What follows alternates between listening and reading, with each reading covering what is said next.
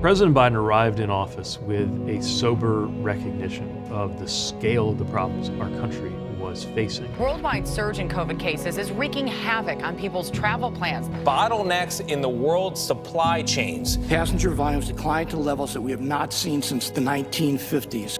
And yet a belief in the power and possibility of using the tools of government to address those issues.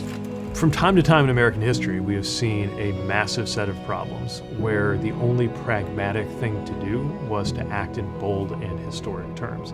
And I believe we saw that when President Biden was immediately confronted with some of the biggest crises in my lifetime and responded to them with some of the most ambitious and successful actions in my lifetime.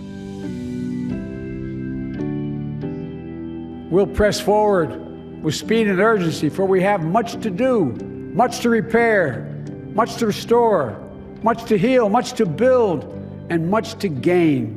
When we arrived, we found ports and supply chains in the biggest state of disruption that I had ever seen. That was also something that was driving up costs and part of why post-COVID inflation hit Americans so hard. At one point, it went above 9%.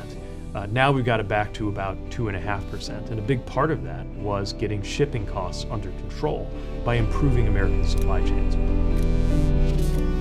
But also there were more slow motion emergencies. One of the biggest was the condition of our infrastructure, desperately needing a major investment.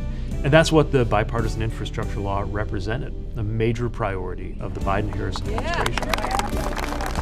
My fellow Americans, today I want you to know we hear you and we see you. Despite the cynics, Democrats and Republicans can come together and deliver results. Which has resulted in 60,000 projects in every state and territory in the country, and creating and supporting millions of jobs. With the Biden-Harris administration, we've seen a profound change in the level of ambition to fix things that have needed fixing in this country. From the treatment of passengers by airlines, which added up to the biggest passenger rights actions in the history of the department. It's why this administration is undertaking the largest investment in passenger rail since Amtrak was created in the first place. And we confronted a serious escalation in what was already a high level of roadway deaths in this country. As of the fall of 2024, we've had 9 quarters in a row where that number is going down, where we are seeing fewer people injured and killed on our roadways. President Biden understands that policy is about everyday life. The middle class built the country. It's about people.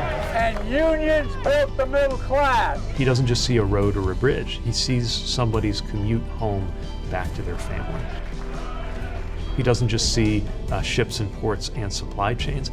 He sees ways for us to get the things we count on at the grocery store. That's what all of this is actually about. Taken together, a belief in how to use government to solve problems, a recognition of what we were up against, and a level of ambition.